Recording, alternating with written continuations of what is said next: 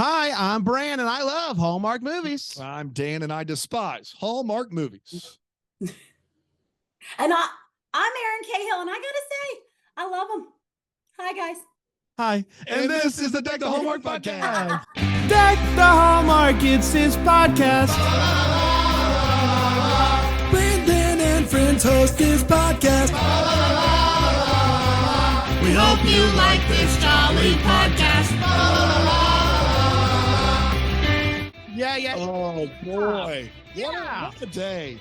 This is very exciting. It very is. exciting. We have day. the star of Beverly Hills Chihuahua 2 and 3 with us today, which is unbelievable that we were able to snag. Can you believe this? This has been a day on our calendar for a long time. We got it circled. We had it circled. Dan, I can't believe you pulled that one out. I gotta say, I expected at least one or two other things before that, but I love that you pulled that. You led with that one. Yeah, that's why I was nervous. I couldn't sleep last night. I'm like, Beverly Hills Chihuahua 2 and 3.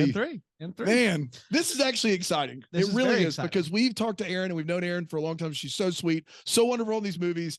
And you know what? We finally made it work to bring her here and get to interview her. Erin, how you doing? I'm great, darling. And by the way, guys, Dan's right. We tried. I mean, this is like, I feel like it's been like, it hasn't been this long, but I feel like it's been like 18 months of us trying. Let's say years Bran, in the making. are you texting me, Bran? What's going on there? No, I'm not texting you. I was pulling up all of your information because I like to be prepared with notes. We do a lot of show prep. As evidenced by that Beverly Hills Chihuahua comment. Where that doesn't come naturally. I seriously was impressed. I was like, where did they get that one? Excellent. Yeah, I know. It's serious. Erin, we always like to start at the beginning and find out a little bit about what you were like as a child. I imagine Weird way to put that. Were you a precocious child, Erin? Oh my God. I literally was going to say the word precocious. Well, were you? You know what though?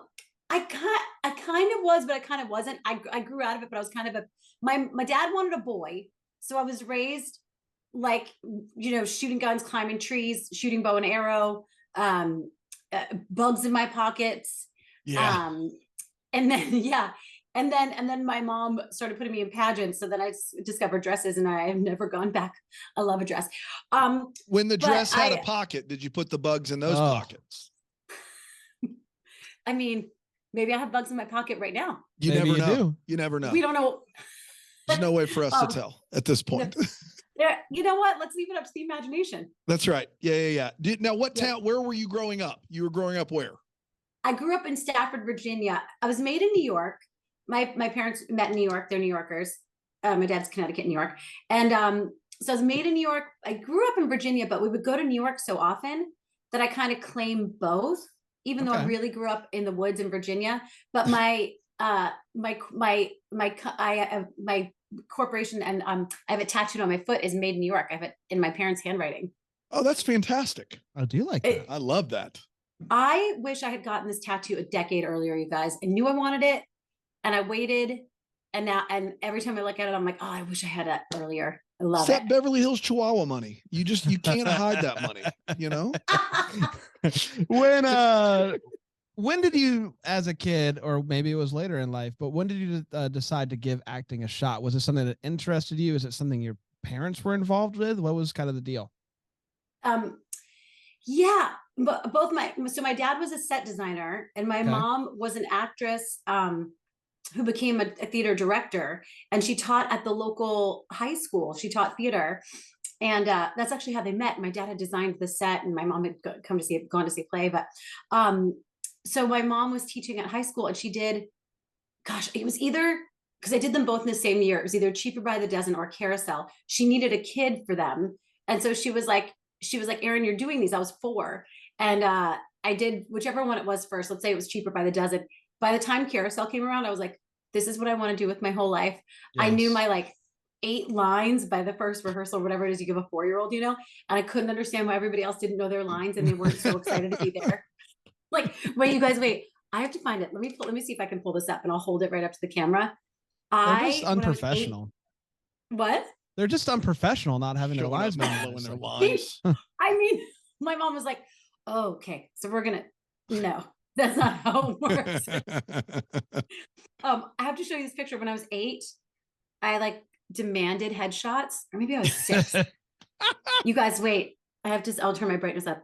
I literally, I begged my mom. I was like, how am I going to be a real actress if I don't have a headshot? So she got a director's chair and she found someone in town who would do this.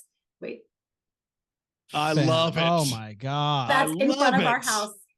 Can you even like, and it's funny because I wasn't like totally precocious. I was very like, please and thank you. And I'm sorry. And yes, but I just knew what I wanted. But when you were 8, you were like, listen, headshots are the next step in this process. So let's get to it.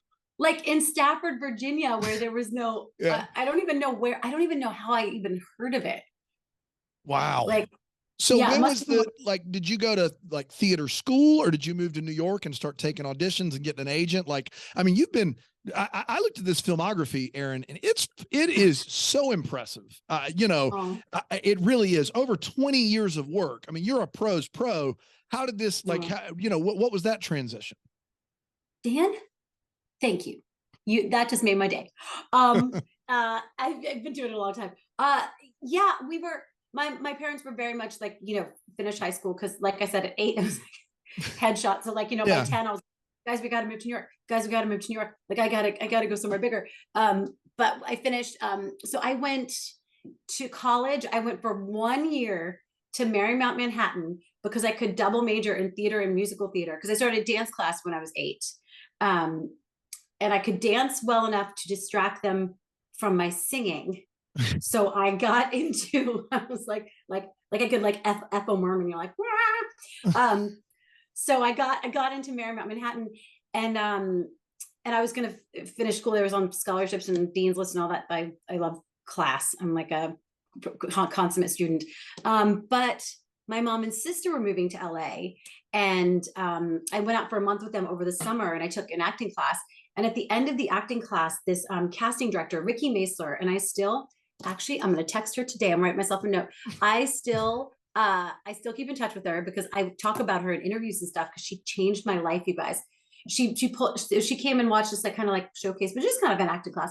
And she pulled me aside after, and she was like, what's your story? And I was like, oh, I'm going to college in New York and, studying theater, musical theater. And she goes, okay, sweetie, let me ask you a question. Do you want to go back and finish college and become older and less marketable? Or do you want to start your career and learn your craft at the same time? Wow. Boy. Yeah. Wow. I was like, like she like, I felt like slapped in the face with reality. And I was like, nobody has ever talked to me like that. You just changed my life. Thank you. So I told my roommates in New York to keep the deposit. I told school, I was like, I'm going to take a year. And if I don't get something in a year, I'll be back. And a year and like a month or 2 later, I was on the set of Power Rangers. Which, amazing. That's not nothing. Pink Ranger? I mean, the Pink Ranger. I've been doing a good bit of Power Ranger research over the last couple of weeks. Yeah. I actually have, because of what's the thing that's going on Netflix. And so I've just been intrigued by the whole cycle of Power Rangers and how it kind of keeps going with different teams and whatnot. I don't know. But can you explain to me the filming process of Power Rangers? Because you film all the dialogue stuff, and then you're also in the suits. But are you doing you're not doing the fighting, are you? The action sequences come from overseas, right? Okay, so when I did it, we were so we were the first season. There were only like 2, maybe 3 seasons that were union. Right. Because and I just got lucky, you guys. It was like a whole perfect storm. So they did use a lot of Japanese footage, which Chaim Saban, guys, whatever you feel about him personally, man, oh man, was this guy a genius with money. This is brilliant. It's a brilliant idea. Yeah. Dude, you guys, so we would film all, obviously the stuff that, I always say it was like Clark Kent and Superman. Anytime I was Superman, it was one of 2 Japanese stunt men, Tomo or Kazu. And you could tell, and Tomo was my height and kind of my build, but Kazu, and I love this man so much. He was like a full head shorter than me. So you could totally tell if you watch closely, like some of the footage, I'd like morph, and I was just, It's morphin' time. Where'd you go? Like, so it's hysterical. But they and I actually have a picture of me holding Kazu up, like literally like a baby. I have a picture of me on set being like, random. That too. But yeah, but they found out I could dance. We had to go to stunt training, even though they didn't want us initially to do a lot of stunts, especially me. This is like a total side tangent, but there used to be this thing, and I hope it's over for all the Pink Rangers out there, called the Curse of the Pink Ranger. Apparently, multiple Pink Rangers before me, I was number 10, so like at least 2 or 3 had severely injured themselves on set. Oh my gosh. Like, not severely, but like to the point where they had to like, I mean, it was, like broken ankle or broken leg or broken arm. But that was And with so pre-union, right? Like they didn't have any rules like early on. Yeah. It was a Wild West out there for the No, Power dude, he Rangers. literally did whatever he wanted. It was Oh yeah. Like I'm talking like 18-hour, 20-hour, I mean, like crazy. So by the time I got there, not only was the union like, well, that's not going to fly, but they were all so scared of breaking me that they were like, so Erin, in this scene, you gently commit. No, I'm kidding. But they were like, but by the end, I kept working on them. I kept being like, guys, like I dance, like this will be easy for me. So when we went to like the training, they were like, okay, here's how you do a roundhouse. And I just did a fan kick and they were like, whoa. And I was like, yeah, I'll just turn in my fan kick and I can do that. So by the end, I got to do a bunch of the stunts. You can see there's like a bunch of footage of me actually doing like fighting, and they let me do stuff on wires, and I didn't break. You didn't break. Fantastic. There are 10. You were the 10th Pink Ranger. Yeah. And it's crazy because it was like the #1 show in the world, and then it dropped off. But then our season brought it back up to the #1 kids show, and then it kind of dropped off, and then it's come back. But it's crazy. I think it's because we were union and we got all these amazing storylines. And I was the first female leader ever in the history of the franchise. And so I think it was like we hit lightning in a bottle, you guys. I had no idea what I was in for. Like still to this day in all the fandom, if you look it up, we're constantly voted like top 2 or 3 seasons, if not the top. Like it's crazy, the fandom. I'm 20 years later. That's so like crazy. So any of my Ranger fans listening right now, I love you guys. I'm so grateful. And that opened up other opportunities for you. Like, did that get you in the door for auditions more, or like get you more parts? I would imagine you walk in and say, I'm the Pink Ranger, mother of the Pink Ranger. Everybody watch out. I know. Also, guys, if anything goes down, I got us. I can protect us. No, I'm kidding. That was my line for years. No, it's funny. It did and it didn't, because there was sort of a stigma attached to it because it was non-union before my season. Yeah. So it was kind of like, oh, that kids show. And like, even though it's literally it is a piece of, iconic world history at this point, like it had this stigma attached, and like, and now it's gone since they made the motion pictures, and it's been on Netflix and all this stuff. And now it's just cool. But it was wild. It was really interesting. I used to have to really fight to prove to people I could act. Yeah. And what's wild, I guess that is a double-edged sword. And a lot of your early credits are also a lot of voice work.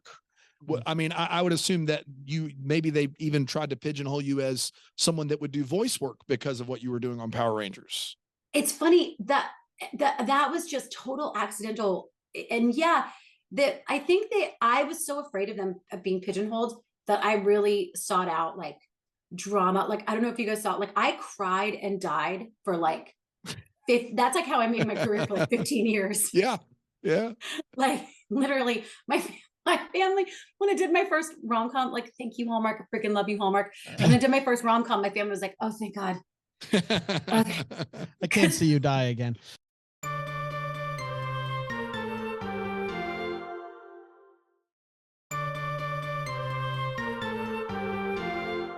Can you take me through, if I were to get hired as to someone who is going to cry and then die, like what's how should I do this? How do you approach this cry and then die? How do you do it? Oh my God, I love that question. I got that from a friend of mine. They were like, girl, you crying and die, or maybe one of my family and everything. And I've just been stuck. It's so funny. I never know what's gonna trigger it, what's gonna work. Like usually it's just my imagination in the character. It's if it's good material, it's pretty easy to feel it.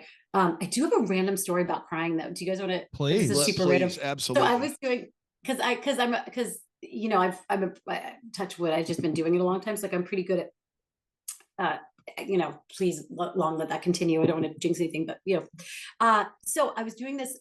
I'll just say it because who cares? I was doing The Mentalist, and I played this. Anyway, I was walking through a field going to a funeral, and there were all these extras, like at least 50 extras, and the director was all the way across this field with a bullhorn, and he was British, and I always love telling this story because I'm always like, what? When people are like, what's the weirdest direction you've ever gotten? I'm like, this would probably be it. So I'm like sobbing, you guys, and he's like, okay, cut, everybody go back. Okay, British accent, which I can't really do. He's like, Erin, cry harder, and I'm like, what? And he's like, cry harder, and I'm like, oh, okay. So we do it again, and you guys, when I say like I'm doing this with my tears, like snot, like everything, everybody like they call cut, and everybody's like, oh my god, like, wow, we're all just like, it's a thing. And he's like, Erin, cry harder. What? No idea what it meant. So everybody around me is like, so we do it. He's like, all right, moving on. You guys, the episode airs. That one scene, like the rest of it's great and it's whatever. But that one scene, you guys, they used someone else's voice, and they what he meant was add sound, because it's so they hired an actress to go into with an ADR booth and go. All you had to do was add some sound to it. Man, right? Like, that's all he had to say was, I want to hear if you're crying. I can't hear, you know. And here you and so are, my mom going into some really deep emotional place to try to get this take, and all you need to do is add cry noises. That's it. Like literally, he just had to say it, and I would have been like, oh, because she was like an internal character, so like she wasn't, you know what I mean? Like I saw her as more just like trying to hold it in but sobbing. Anyway, it was hysterical. And then my mom calls me after, and she goes, oh honey, that was such a great episode, oh my gosh. And she goes, so there was one scene that wasn't your voice, was it? And I was like, no, I could tell too. Yeah, I know your cry anywhere, and that was not your cry. Do that. Yeah, do you? What's the go-to for like? Is it just thinking about like my dog is dead? Like, does it ruin your whole day if you have to cry for an extended amount of time? It's, you know, it's interesting. It's really project to project. Like it's really in this last one, in the one coming up next weekend, I cried a number of times in it, and actually to the point where I was like, guys, I've been crying a lot. Like I don't think you need to cry in this scene, even though it was written. But there was one day where it's like kind of comedic. And so I was like, you know what, can we get it quick? Because I'm not sure how many of these I have in me. But conversely, I did this Lifetime thriller years ago, probably like 8 years ago now. And I was, as you do in a Lifetime thriller, my male nanny was holding me and my baby hostage. Yeah, and classic. And I was sobbing, but it was a whole day of me being freaked out and sobbing. But I had just kind of done it so much. It was right before Hallmark that I was so used to it that I just cried the whole day. And I remember I was like, oh my God, I probably look like an insane person, because I would literally cry, but I would have a conversation with somebody in between takes, like just like this, but crying. I was like, I know. That's impressive. That's a skill. That's a skill right there, Erin. I mean, good gracious. Well, I mean, who knows? That was because I was doing it, you know, all the time. Yeah. Like who knows if that could do that now, but thank you. Thank you. Well, my next question is, you know, I looked at your filmography, and basically all the shows that I'd really watched on broadcast television from late teens through my 20s and into my 30s even, like you have a stint on all of the, like every show, like 2 CSIs, a Law and Order, Chuck, How I Met Your Mother, NCIS, Without a Trace, like Grey's Anatomy, Supernatural. Like I'd love to talk to you about all of them. I clearly don't have time to do that. Is there, since you were on all of those for an episode or two, do you have one of those that stands out as more memorable, or like a character that was more memorable for you, or just an experience on all of those shows were long running procedural-ish, aside from you were Ted's sister on How I Met Your Mother. I'm pretty sure that a little bit different, but of those rest of those, all procedurals, is there one that stands out as particularly memorable? And if you could cry during this answer, that would be fantastic. Really clutch for us. That'd be awesome. Yeah. Fran, I totally set myself up for that, didn't I? That was great. You did. Yeah. First of all, thank you. Gosh, guys, you did your homework. Thanks.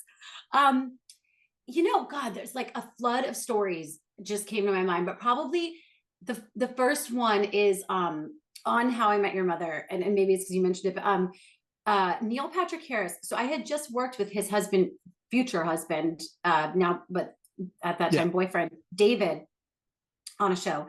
And I got to set, and he was just like, could not have been more amazing. He was like, David says hi. And he was just so fun. And I remember there was this one day, but he's Neil Patrick Harris. He's been in front of a camera since he was like an embryo. And so he's just like, so you guys, literally, he's like, they're like, okay, rolling sound, which means we're like 1 second away from going. And he had been singing Broadway tunes, and he was like singing them right in my face. And they were like rolling sound, and then they were like action. And I've never seen him like in my life. It was like a switch was flipped, and he was right in the scene. And I was like it took me a second. Yeah, I was like, and then I was like, Neil, I'm having so much fun with you. Please, let's not stop having fun. But also, can I just have like a beat? Like when they say rolling sound, could I just, can I get a second? Just a second to be an actor. It's like, it's the most incredible. He is magnificent. But I just remember he was so fun. I love talking about that because I'm like, he's just a fun, wonderful human. Seems like it. It's a real Doogie Howser out there. Nicely done. Really good stuff. Thanks. There. So you have done so much. You do a lot of crying and dying, and then Hallmark comes along at some point. Can you tell us about how that relationship got started? Yeah, this is something I haven't talked about very much, but I always I need to go back and find this casting director and thank them. So it's super random. I was at a memorial for a friend, and I had this audition for not a drama, but more like an action drama, kind of like an indie movie. And I was like, guys, I called my reps. I was like, I don't think I'm gonna make it. And they were like, okay, no problem. But and my friend was there, and she's an actress, and she was like, well, she would not, our mutual friend would not have wanted you to miss an opportunity. And she was like, also, let me see where it is. And in LA, it's like, things can be an hour and a half away. Mm-hmm. But it was like 7 minutes away. It was so close. It was laughable. So she was like, just go. So I called my reps. I was like, okay, I'm going to go. And they were like, okay, they're going to wait for you. They called them, and they were like, they're going to wait. So I go in, and they had waited for me.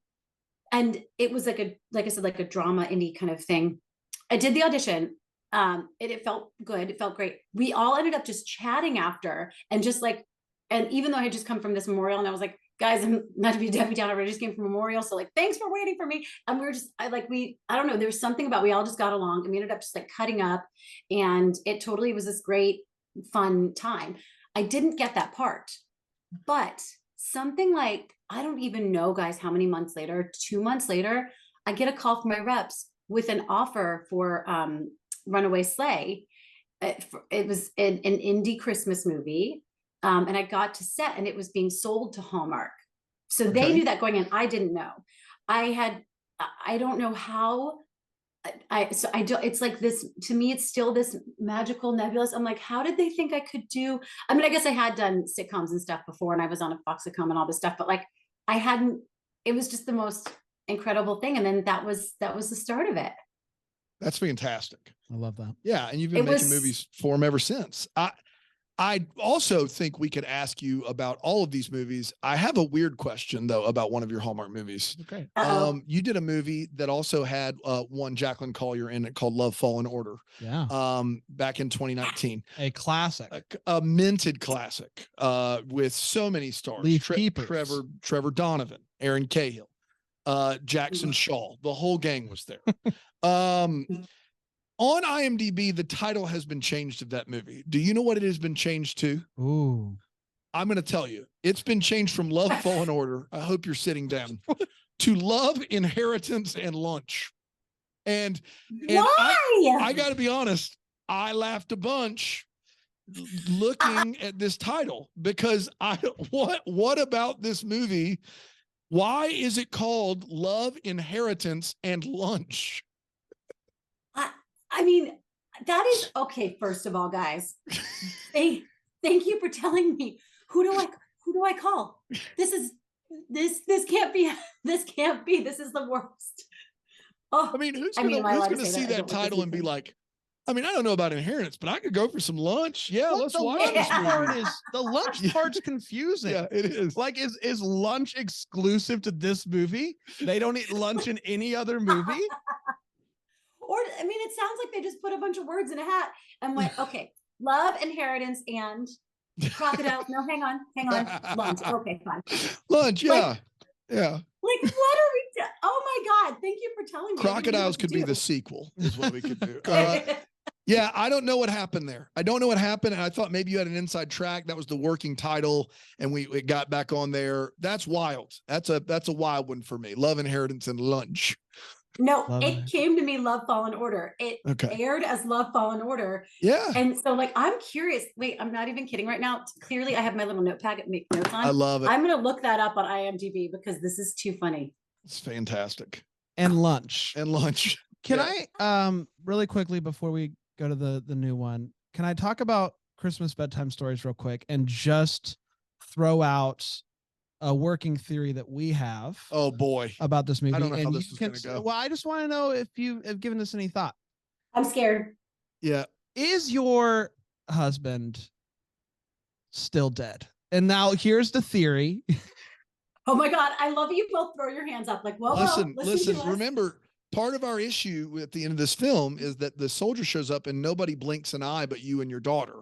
It's just like nobody else is like. It's not like a big troop homecoming, like a lot of these movies are. What if you are still in the process of grieving, and in that you're doing things like you're hiding the thing under the couch. You're doing all these things like in your head. It's like a Sixth Sense situation. Do you know what I mean? And that's how you're processing your husband's death. Okay, first of all, guys, this is very highbrow, and I think we should pitch this movie to Hallmark. Yeah. And they would immediately turn us down. It's gonna be a hard pass. We could pitch it. It's Christmas bedtime stories meets The Sixth Sense. That's right. Yeah. Yes. But actually, I like that is such a fun, hilariously plausible theory. When you said it, I'm like, oh my gosh. They just can you imagine if they just cut off the end of the movie? The end of the movie is me waking up. Yeah. Yes. Yeah. Yes. Or you close the book to the story. You close a storybook and it's just you and your daughter there. And everybody's like, what? Oh. Like something like, we're just doing things over here. We're just pitching things. Just, I mean, guys, we totally could have done an alternate ending. Yeah. Yeah. I just think the party should have stopped. It should have just become a troop homecoming at that point. Yeah. Like, that's a big deal. It really is. The fact that that was our thing was like, normally Hallmark goes too far in the troop homecoming direction, like very like over the top, like it's like this big, like grand. But in this one, it was like, does anybody know this guy just showed up and we thought he was dead? Like, or easy goes. It was just so intimate. It was because it was just so intimate that we were like, is he a ghost? Like, is he there? Or can no one else see him? Is that the thing that's happening here? I have never heard anybody come up with this theory, and I think it's actually genius. And I can't wait. I talk to our director sometimes, Elise Slate Rogers. She's amazing. I'm totally going to tell her this theory because I think it's hysterical. We're here to help. Well, we do it on a regular basis. That's right. And before we get to Hearts in the Game, I just want to know. Every time a bell rings, which is some reason it went straight to the Hallmark app first, is a really sweet movie with a lot of really fun things in it. I love an ensemble. Ensemble cast, scavenger hunts. There's an adoption storyline in there, I believe, is what so much that was really to applaud in that movie, and it kind of got buried, and I hate that because for my money is it really, really. I think my favorite Erin Cahill movie. And you also produced that one as well. Okay. Dan, for someone who says you hate Hallmark movies, you're being awfully sweet today. I'm doing my best. What'd you put in his cup? What is he drinking over there? No. Yeah. Just seltzer water. I promise. But I do love the people we get to talk to, and I want to hopefully spotlight really good work. And this is really good work. And I see you have a producer credit for that one. Like, Thank was that you. how was that? Like, how much of a impact did you have on that? And then also, how was it getting to be a producer on a Hallmark movie? Like, is that something you want to pursue and do more of? Thank you so much. Okay, first of all, from the bottom of my heart, it's like you just literally complimented my firstborn child, and that project was so. An idea was brought to me by a producer in Vancouver, and then I pitched that, and then they were like, "Yeah, let's put it in development," and then it completely changed. So I talked to her. I was like, "It's totally different. Do you want to be involved?" And she was like, "No, go." So I got to create this story from the ground up with our executives, Angie Polk, Emily Merlin, all these amazing execs over at Hallmark, because I want to. I'm so oh my gosh, I'm not trying to use buzzwords or be like that person, but what I love about the new direction Hallmark is going is because I wanted my friends to be represented. So that's why the sisters were adopted, because like legit guys, when I pitched this, I was like, I want one of the sisters to be Brittany Ishibashi. I was like, we probably can't get her. She's on a Marvel show, but I don't see my friends represented. And I want one of them to be gay. I want my friends to look at this network because that was only this movie coming out is my 9th Hallmark, which is a lot. 9 movies with one network is a ton, but it's also like, if you look at the Lacey's and the Nickies, I'm still really, I'm still really, really new. So that was like my 5th one, but I was like, I really want to tell, and I want the sisters' love story to be the A storyline. Like, I was really passionate about it. So completely helped craft the story. Found the writer was my friend Audrey Schulman. We had another writer who did a great job, but Audrey really helped us get it over the over the finish line. But I was just, you guys, when I say it's my baby, I got to cast Brittany. I got to cast, because of Brittany, we got to cast Ryan Sands. I got Lindy Greenwood, you guys. Yeah. She was national treasure. Lindy Greenwood, national treasure. How did we get her? Yeah. Like, it's just all our friends. Wes Brown. So I've known Wes we did a sci-fi movie. Man, we got to review that one. Like 16-year-old girl. Is it hot? Are you guys getting hot? We've had Wes on the show. We love is Wes. Wonderful. We love Wes. He's great. Isn't he? You guys, he is magic in a bottle. But like we got to, and then I get to pick him, like marry him, makeup people and the wardrobe people, and my producing partner Daniel Lewis. I hope he listens to this because I bow down to him. But we have also been friends. He produced that sci-fi movie, and he had been making inroads with Hallmark, but he'd done a lot of Lifetime, hadn't gotten to do Hallmark yet. And he was already almost there, but I kind of got to be the thing that helped open that door for him. You guys, it's like my dream. I want to work. I want to tell good stories with the people I love, and I want everybody to flourish. And so since our movie, Lindy has done, 2 or 3 Hallmarks. My producing partner Daniel has done 3 after me, and all completely outside of me. I know one of the other casts, I'm not allowed to say it, but he sold a project to Hallmark because of our movie. Like, that's my dream. Well, I glow about that movie. So the fact that you brought that one up in particular, like I'm gonna hug your face so freaking hard next time I see you. Looking forward to it. And I got to be honest, if this is how you go about producing movies, then you need to produce more of them, because that kind of open, wide nets where everyone gets represented on screen is when Hallmark is at its best. And so thank you. We really appreciate that. Thank you from my heart. Thank you. Thank you. Thank you. I was really, I just kept saying, guys, I just want my friends to be represented. I just want to tell a story I'm proud of, that my friends can Fantastic. feel seen in. So thank you. I love it. Thank you.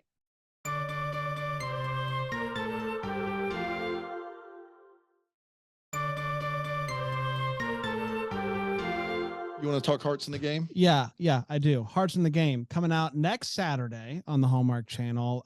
Tell us a little bit about it and what we can expect. Okay, but first of all, this one I did not have any hand in shaping the story. This came to me. Dan. Got it.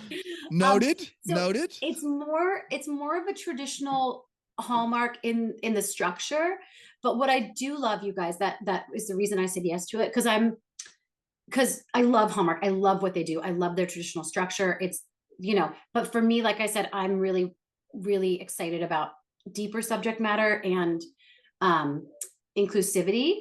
And so this movie has both, you guys, like it's very, they're inclusive. Like my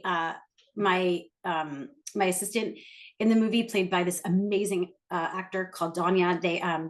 They're non-binary, and they wanted an authentic non-binary person. And I happen to know Danya's partner. Oh, get this, because one of the only people we didn't cast in Every Time a Bell Rings is Ali Liebert, but Ali, and she played my sister, and now Ali is like fully like my sister in real life. You guys, like, Ali I love that woman. Great. We've not had her on the show yet, but she has can a put in a good word. That'd be real great. Yeah, as a director, she's fantastic. And then she's made several movies that have been excellent.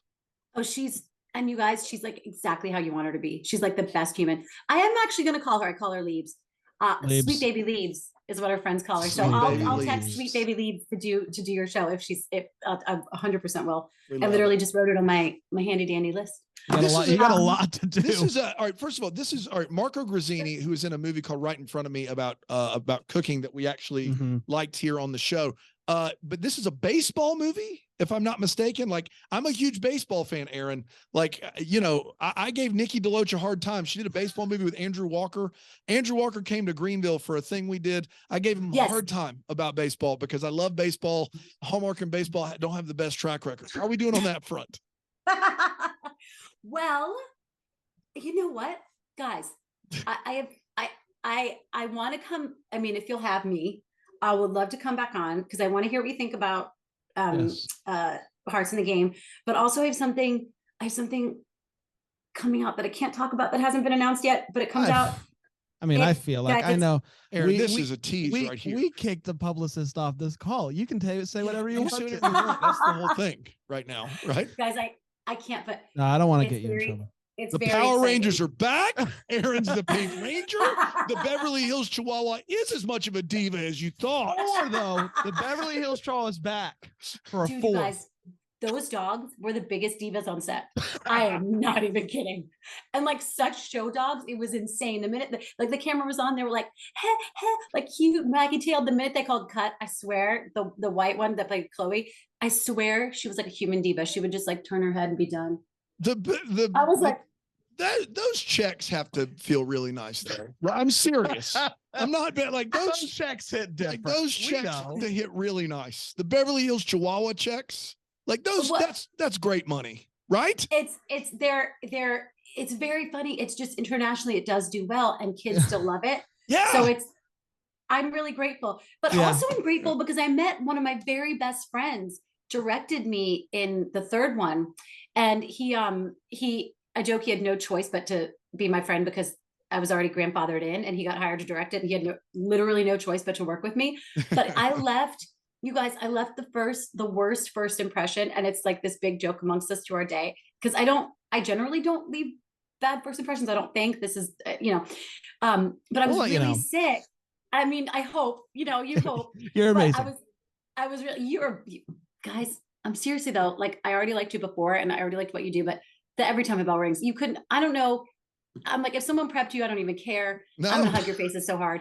But yeah, but I was like sick, and I was a little late, and I'm never late to work. I'm like on time. And then personally, if we're going to lunch, we might be 5 minutes late. I'm so sorry, but like work, never. But I was a little sick, and I showed up at this rehearsal late, and like the first rehearsal, and he was like, oh, great. And because I was like, hey, I'm so sorry, I'm a little sick. He was like, oh Lord, here we go. Yeah. We have this actress. And also they had just spent so much money and time turning my dark hair super blonde. Oh, wow. So he was as like, you do. It's Beverly Hills. Yeah. So he was like, he's like this girl. And then like by day 2, he was like, oh, she really was just having a rough day. Like, okay. So it worked out. Now we're best friends. Do you keep in contact? Do you keep in contact with any of the dogs, or? Chloe won't take my calls, guys. I'm telling you, she's a diva. Such a diva. Hearts in the Game, just really quick, just prep my heart. Is Marco actually dead in this one? No, he's still alive. Guys, I don't want to ruin it for you. Okay, fair. Say no more. Hearts in the Game. Baseball, he's dead. He's dead. Baseball, he's dead. That's right. Erin Cahill. What more do you need? What more could you possibly want from Hallmark?